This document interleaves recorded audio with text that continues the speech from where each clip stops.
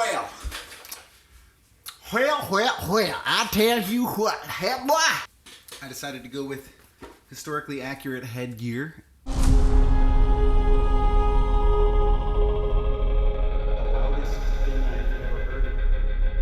I'm not a huge Christopher Nolan fan.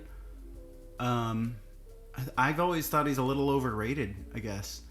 You got your Oppenheimer, Tenet, you got your Interstellar. What do we got? The one where you're dreaming. What's the Dreamin' movie? The Dream Town. What the fuck is that movie called? Memory Town, Dreamland, the Dreamiverse. We're dreaming. It's all been a dream. Life is a dream. Life could be a dream.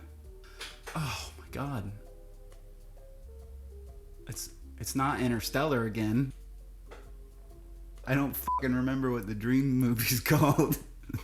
The Dream Within a Dream movie.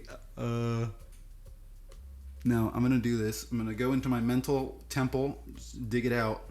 Dream within a dream, because you have to go in and implant a memory into their dream. We're gonna have to. Inception. Hey. Inception was cool. Super, I would say, like groundbreaking visually. Batman. Who cares? Fucking suck my fucking balls. So I went into this just being like, hey, the Odyssey's cool. I'm sure he'll do some cool stuff with it. But I didn't really expect to be blown away or anything. I was just like, let's see. They wrote him a blank check after Oppenheimer, and we're just like, hey, make a fucking movie. And he's like, I got you. I thought the acting was great. The standout for me was Anne Hathaway. Give her the Oscar. Why not? The only casting that really caught me off guard was when you finally hear Agamemnon talk. He's in this fucking sweet ass, cool ass armor. I thought he could have at least done a cool voice, you know, like I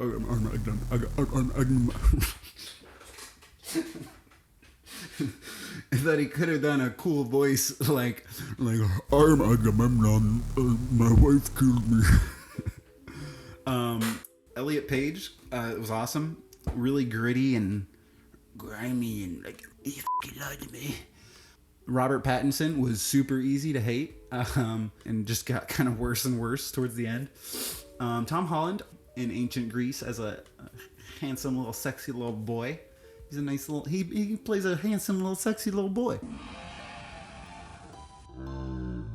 Some people are shitting on some of the casting choices, but I think it was all great. I never was distracted from the story. The tone kind of varies throughout the movie. There's a couple of times where it dips into horror genre, like the Cyclops. They have Cindy Lou Who's dad in The Grinch dressed up in fucking prosthetics, and he's the fucking Cyclops.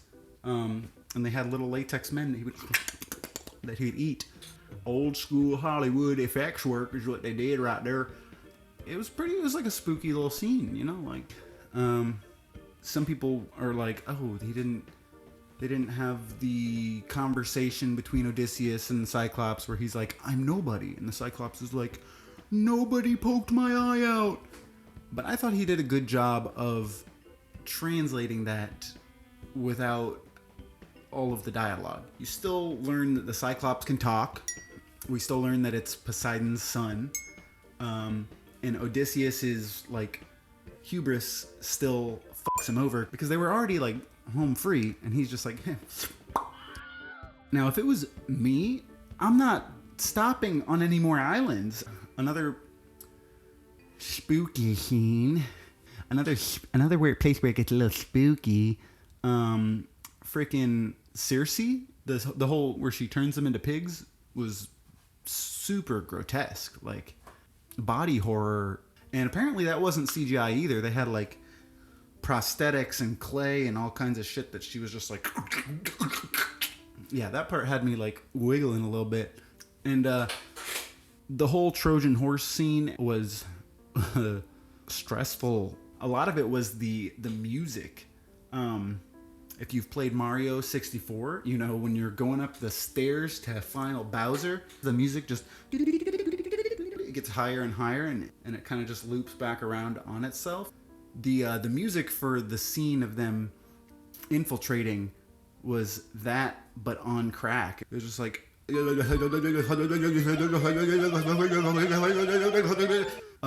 you're high as fuck and you go into this movie, that part's stressful. I really liked a lot of the music and sound in this movie, like the bow plucking. Bling. It was a motif that happened throughout the movie, and it all culminated in a really nice, like, goosebumps moment at the end. The music we hear during the siren song was really simple melody, like haunting dissonance, and apparently played on like super old instruments that Ludwig went like out of his way to track down and find.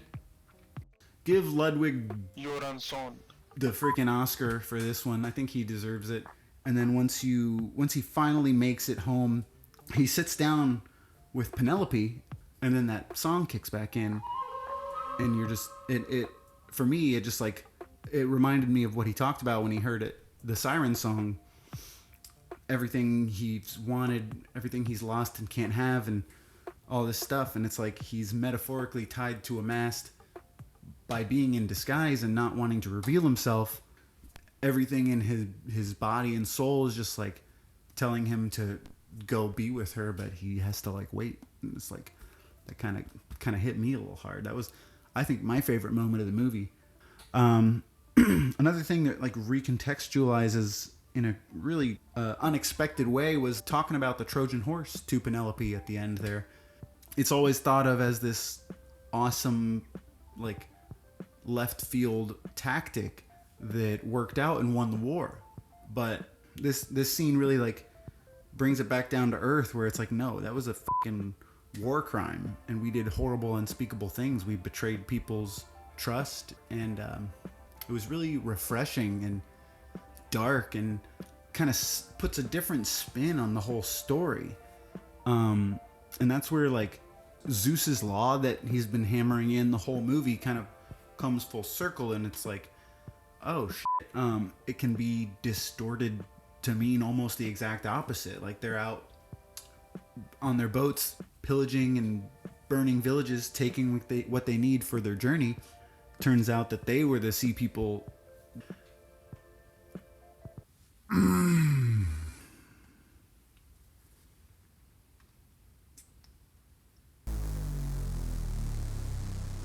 I also really loved how the Trojan horse was depicted, full of piss and shit and death, cramped and claustrophobic. Like, bad plan, but it worked.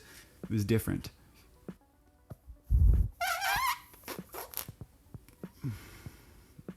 I hear all these people hating on it online, saying, oh, it's not historically accurate. It's a poem from 3,000 years ago or whatever. It's like, chill out. It's all good.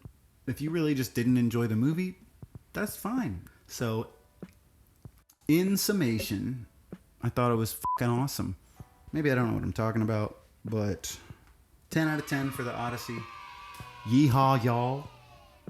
When Christopher Nolan makes the Iliad in 10 years, who should play Achilles? Leave it in the comments. Thanks for watching, everybody.